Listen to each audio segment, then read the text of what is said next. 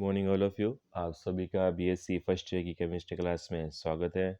कल हमने अपने पेपर थर्ड की third unit liquid stage start की थी, जिसमें अपन ने द्रवों का जो इंट्रोडक्शन था, ठीक है, उसके बारे में पढ़ा था कि लिक्विड्स कैसे सॉलिड और गैसियस मॉलिक्यूल के साथ समानता तथा असमानता दर्शाते हैं।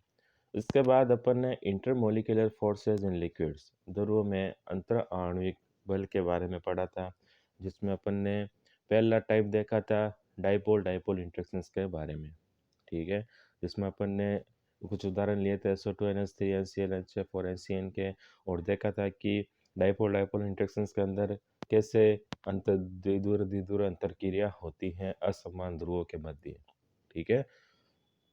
और उसका फॉर्मूले के बारे में भी हमने चर्चा की थी कि जैसे जैसे म्यू का मान बढ़ता है वैसे वैसे E0 अर्थात जो अभिविन्यास ऊर्जा है आकर्षण दो ध्रुवों के मध्य आकर्षण ऊर्जा है उसका मान बढ़ता जाता है। उसके पश्चात अपन ने द्विध्रुव प्रेरित द्विध्रुव अंतर क्रिया के बारे में देखा था कि जिसमें दो ध्रुवों में दो जो मॉलिक्यूल्स हैं उसमें से एक तो होता है पोलर और दूसरा नॉन पोलर होता है, ठीक है। तो एक पोलर मॉलिक्यूल दूसरे पोलर मॉलिक्यूल को इंड्यूस करके उसके अंदर पोलरिटी डेवलप कर देता है और फिर वो धीरे की भांति अंतर क्रिया करने लग जाते हैं, जिसमें EI की वैल्यू अपन ने फाइंड आउट की थी, ठीक है। अब हमारा आज का नेक्स्ट टॉपिक है प्रेरित द्विध्रुव अंतर क्रिया, जिसे अपन लंदन फोर्सेस भी कहते हैं या फिर डिस्पर्सन इफेक्ट या परिक्षेपण प्रभाव भी कहते हैं, कि अणुओं में इन बलों की उपस्थिति को सबसे पहले लंदन नामक वैज्ञानिक ने में यांत्रिकी क्वांटम मैकेनिक्स तथा हाइजेनबर्ग के अनिश्चितता के सिद्धांत पर समझाया था। जो इंड्यूस डाइपोल इंटरेक्शंस है, तो सबसे पहले लंदन नामक एक साइंटिस्ट थे, उन्होंने क्वांटम मैकेनिक्स और हाइजेनबर्ग का जो अनिश्चितता का सिद्धांत था उसके बेसिस के ऊपर इन्होंने इसको डिस्क्राइब किया था। तो लंदन के अनुसार अणुओं में उनकी न्यूनतम अवस्था में भी ऊर्जा पाई जाती है, जिसे अपन क्या कहते हैं जीरो पॉइंट एनर्जी या शून्य बिंदु ऊर्जा, ठीक है। अणुओं के जो लोवेस्ट एनर्जी स्टेट होती है उसके अंदर भी कुछ ना कुछ एनर्जी मौजूद होती है, जिसे लंदन ने जीरो पॉइंट एनर्जी का नाम दिया था। ऐसी स्थिति में न केवल बहुपरमाणुक संयोजी सहसंयोजी अणुओं उसके अलावा उत्कृष्ट गैस के एक परमाणु अणु में भी नाभिक तथा इलेक्ट्रॉन के मध्य क्या होता है, वाइब्रेशन होता है, कंपन होता रहता है, ठीक है।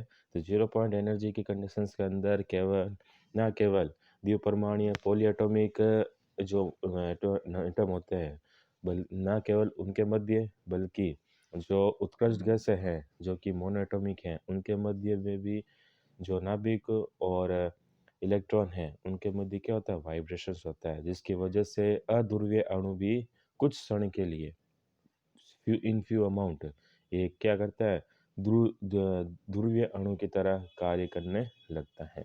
अब इसमें प्रेरित द्विध्रुव अंतर क्रिया के अंदर जो दोनों मॉलिक्यूल्स होते हैं वो क्या होते हैं, नॉन पोलर होते हैं, लेकिन जो नाभिक और इलेक्ट्रॉन होते हैं उनके मध्य वाइब्रेशन की वजह से कुछ अंतरक्रिया होती है, जिसके कारण ये क्या ध्रुवीय अणु की तरह कार्य करने लग जाते हैं।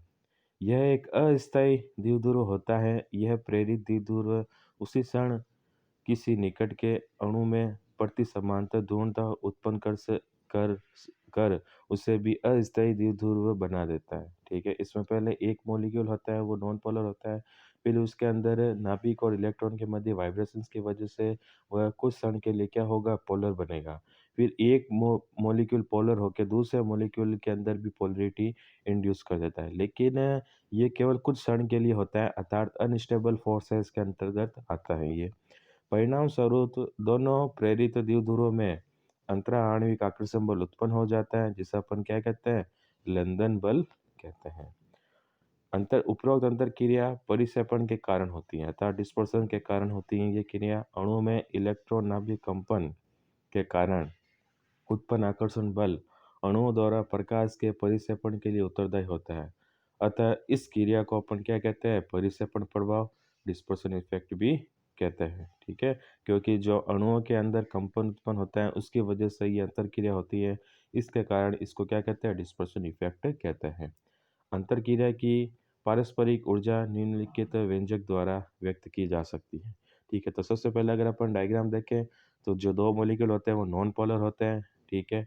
फिर इसमें एक मॉलिक्यूल के अंदर क्या होगा, कुछ क्षण के लिए इलेक्ट्रॉन और नाभिक के बीच में कंपन की वजह से तात्क्षणिक ध्रुवणता उत्पन्न होगी, जिससे कि वह डाइपोलर मॉलिक्यूल्स की तरह काम करने लगेगा। अब ये एक डाइपोलर मॉलिक्यूल जो दूसरा नॉन पोलर मॉलिक्यूल है, ठीक है, इसके साथ अंतर क्रिया करेगा और इसके इसके जो विपरीत आवेशित आयन है उसको एक तरफ आकर्षित करेगा, जिसके कारण जो नॉन पोलर मॉलिक्यूल है वो पोलर में कन्वर्ट हो जाएगा और उनके अंदर आयनों का क्या हो जाएगा, विस्थापन हो जाएगा, ठीक है। जैसे प्लस अगर एक साइड में होगा पोलर के लिए तो दूसरी तरफ से वो माइनस को आकर्षित करेगा और इनके बीच में जो अंतर क्रिया होगी वो किसके कारण होगी, लंदन के कारण होगी, ठीक है। अगर इसका अपन फॉर्मूला देखें तो क्या है, ईडी बराबर -3I1I2 upon 2I1 plus I2, ठीक है। Alpha 1 alpha 2 upon 4 pi epsilon 0 का स्क्वायर अपॉन आर की पावर 6, ठीक है। जहाँ I1 और I2 की अगर अपन बात करें तो क्या है,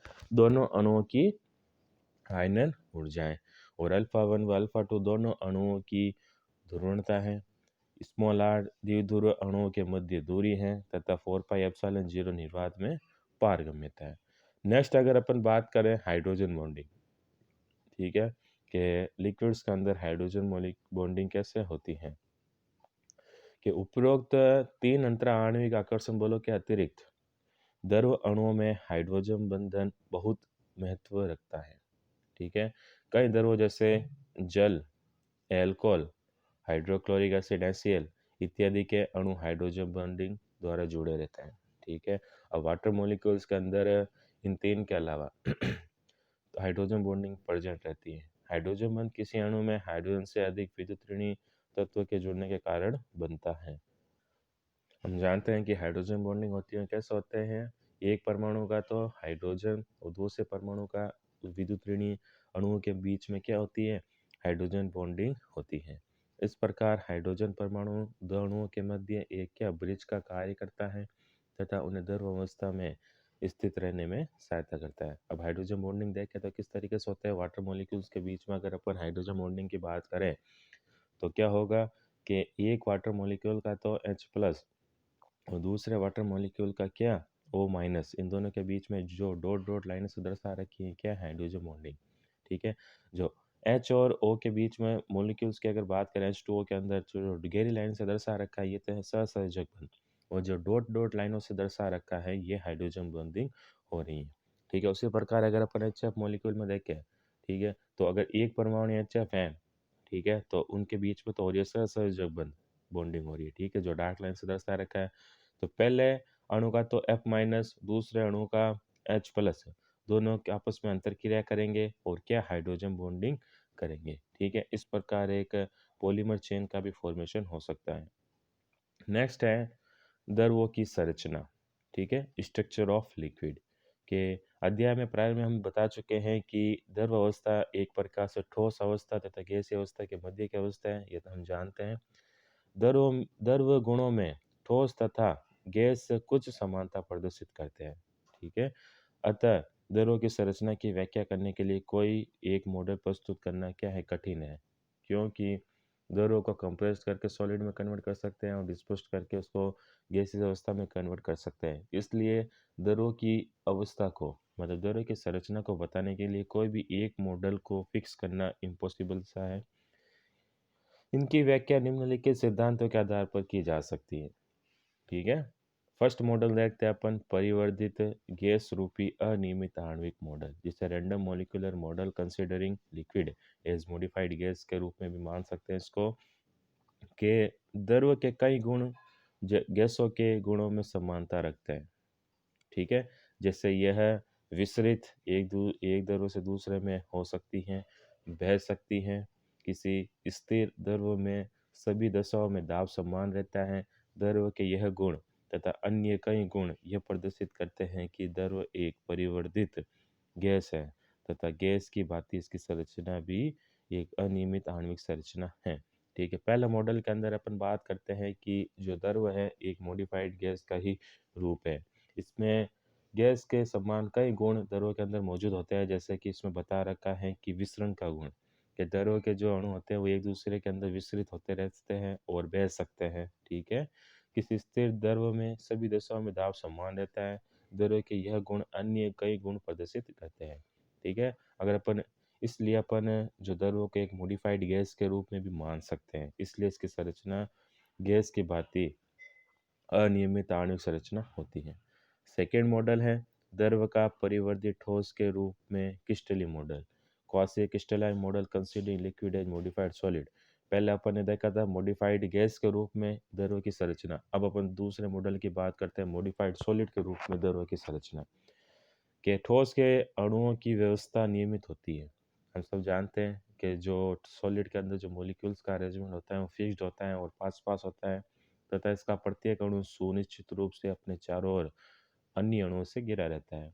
ठोस के पिघलने पर द्रव प्राप्त होता है तथा उसका आयतन लगभग 10% बढ़ जाता है। ठीक है, अपन कैसे ही जैसे अगर किसी सॉलिड मॉलिक्यूल्स को अगर अपन मेल्ट करें, ठीक है, तो किस में द्रव में कन्वर्ट होगा और जो उसका आयतन है as compare to solid liquid stage के अंदर जो उसका वॉल्यूम है वो 10% तक इंक्रीज हो जाता है। इससे आभास होता है कि द्रव की संरचना अवास्तविक क्रिस्टल या आभासी क्रिस्टल होती है। ठीक है, इस वजह से अपन जो लिक्विड की स्ट्रक्चर है वो अपन क्वासी क्रिस्टलाइन या फिर स्यूडो क्रिस्टलाइन कह सकते हैं। अतः इसे अपन मॉडिफाइड सॉलिड के रूप में भी मान सकते हैं। जैसे अपन अगर मॉलिक्यूल्स के अरेंजमेंट देखें तो सॉलिड क्रिस्टल के अंदर तो इसके मॉलिक्यूल्स होते हैं वो एकदम पास पास होते हैं, वो सटे हुए रहते हैं, स्ट्रांगली बॉन्डेड रहते हैं। अगर अपन इसी मॉडल की अगर द्रव अवस्था की बात करें, ठीक है, तो जो मॉलिक्यूल्स है वो थोड़े दूर दूर हो जाते हैं द्रव अवस्था आने पर। तीसरा अपना मॉडल है, इम्पोर्टेंट भी है, द्रव अवस्था में बर्नौली का सिद्धांत। ठीक है, कि disorder in liquid state Bernoulli according to Bernoulli theory. ये सिद्धांत द्रव के अणु की अव्यवस्था पर आधारित है। ठीक है, जो लिक्विड स्टेज के अंदर मॉलिक्यूल्स की इरेगुलरिटी होती है ना, उसके ऊपर बेस्ड है ये वाला कंसेप्ट। द्रवों के विवर्तन प्रारूप से हमें ये ज्ञात होता है कि द्रव अवस्था में कणों की व्यवस्था प्राय ठोसों के समान होती है, किंतु द्रव में संकुलन ढीला होता है। ठीक है, जब अपन लिक्विड के क्रिस्टल के या फिर लिक्विड स्टेज के अगर मॉलिक्यूल्स के अरेंजमेंट की बात करें तो हमें देखने को मिलता है कि जैसे सॉलिड के अंदर मॉलिक्यूल अरेंज होते हैं वैसे के वैसे लिक्विड स्टेज के अंदर भी मॉलिक्यूल्स का अरेंजमेंट होता है, लेकिन सॉलिड के अंदर जो मॉलिक्यूल्स होते हैं बहुत ज़्यादा पास पास होते हैं और सटे हुए रहते हैं चारों तरफ एक दूसरे से। लेकिन वहीं लिक्विड की बात करें अगर अपन, तो लिक्विड स्टेज के अंदर जो मॉलिक्यूल्स हैं वो थोड़े दूर दूर होते हैं, अर्थात एक मॉलिक्यूल के दूसरे मॉलिक्यूल के बीच में जो बॉन्डिंग होती है बहुत ही लूज होती है एज कम्पेयर टू सॉलिड। ठीक है, इसमें कुछ ही न्यून कोण विवर्तन महत्व पाए जाते हैं, अर्थात द्रव अवस्था में लघु परास व्यवस्था व दीर्घ परास अव्यवस्था पाई जाती है। ठीक है, तो लिक्विड स्टेज की अगर हम बात करें तो शॉर्ट रेंज तो क्या नाम है रेगुलेटरी लेगी, लेकिन लॉन्ग रेंज का अगर अपन बात करें तो इरेगुलेटरी प्रेजेंट होती है मॉलिक्यूल्स के बीच में। ठोस गैस व द्रव व्यवस्था के लिए जेडी बर्डेन ने एक 2D मॉडल प्रस्तुत किया था मॉलिक्यूल्स का। ठीक है, तो बर्डेन ने क्या किया, इनका एक 2D मॉलिक्यूल्स का स्ट्रक्चर बनाया अरेंजमेंट का, जिसमें अपन देख सकते हैं कि गैस के मॉलिक्यूल बता रखे हैं, ठोस के बता रखे हैं और द्रव के बता रखे हैं। इस मॉडल को हम अपने अगले लेक्चर्स के अंदर कंटिन्यू करेंगे और देखेंगे कि इस मॉडल में बर्नौली ने कैसे जो द्रव की स्ट्रक्चर है उसको समझाया था। Thank you so much.